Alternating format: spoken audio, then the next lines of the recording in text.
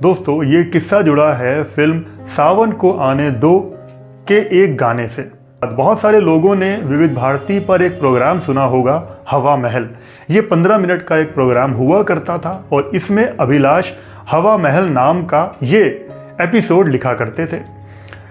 ये प्रोग्राम काफ़ी फेमस हुआ और अभिलाष ने इसके करीब 70 से भी ज़्यादा एपिसोड लिख दिए। उसके बाद अभिलाष और फेमस हो गए। तब 1977 के आसपास राजश्री प्रोडक्शन की एक फिल्म बन रही थी, सावन को आने दो, और इस फिल्म में ताराचंद बड़जात्या ने अभिलाष को चुना था एक गीत लिखवाने के लिए। फिल्म को डायरेक्ट किया था कनक मिश्रा ने। इस फिल्म का संगीत था राज कमल का। अभिलाष ने इस फिल्म के लिए एक गाना लिख दिया था, तेरे बिना सूना मोरे मन का मंदिर। इस गाने को येसुदास ने अपनी मधुर आवाज में गाया था और इसको फिल्माया गया था अरुण गोविल जी पर। तेरे बिना सूना मोरे मन का मंदिर। उन्हीं दिनों में एक और गीतकार हुआ करते थे, पुरुषोत्तम पंकज। तब ताराचंद बड़जात्या जी ने पुरुषोत्तम पंकज जी से एक गाना लिखने को कहा। पुरुषोत्तम पंकज जी ने गाने की 2-3 लाइनें लिख दी, यानी गाने का मुखड़ा लिख दिया। इसके बोल थे, चांद जैसे मुखड़े पे बिंद या सितारा, नहीं भूलेगा मेरी जान ये सितारा वो सितारा। चांद जैसे मुखड़े पे बिंद या सितारा। लेकिन पुरुषोत्तम पंकज जी इसके आगे का गीत नहीं लिख पाए क्योंकि अचानक से उनका देहांत हो गया। लेकिन ये 2 लाइनें ताराचंद बड़जात्या को बहुत ही पसंद थी। वो चाहते थे कि इस गाने को कंप्लीट किया जाए। तो इसी सिलसिले में ताराचंद बड़जात्या जी मिले अभिलाष से और उनसे कहा कि मेरे पास गाने की 2 लाइनें हैं, इस गाने को पूरा करना है, तुम इस गाने को कंप्लीट कर दो। तब अभिलाष जी ने कहा कि बाबूजी, क्योंकि सब ताराचंद बड़जात्या जी को बाबूजी कहकर बुलाया करते थे, तो उन्होंने कहा कि बाबूजी जिसने ये गाना लिखा है उन्हीं से पूरा करवा लीजिए। तब ताराचंद जी ने सारी बात बताई कि वो अब इस दुनिया में नहीं है। तब अभिलाष ने कहा कि बाबूजी अगर ऐसी बात है तो मैं गाना तो कंप्लीट कर दूंगा, लेकिन मेरी एक छोटी सी शर्त है।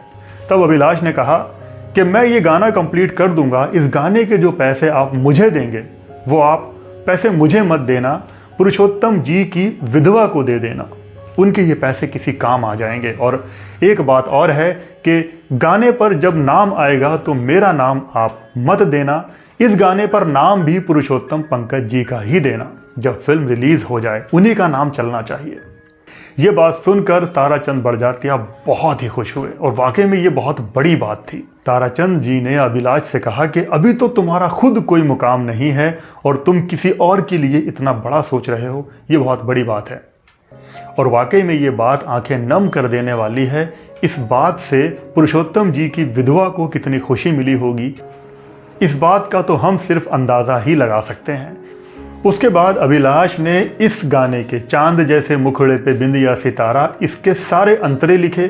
सारे अंतरे ताराचंद बड़जात्या को बहुत पसंद आ गए और उसके बाद इस गाने की बहुत ही शानदार ट्यून बनाई थी राज कमल जी ने। और इस गीत को मधुर आवाज़ के मालिक येसुदास जी ने कुछ इस अंदाज से गाया है कि हर इंसान ने पसंद किया था और ये गाना चल निकला था।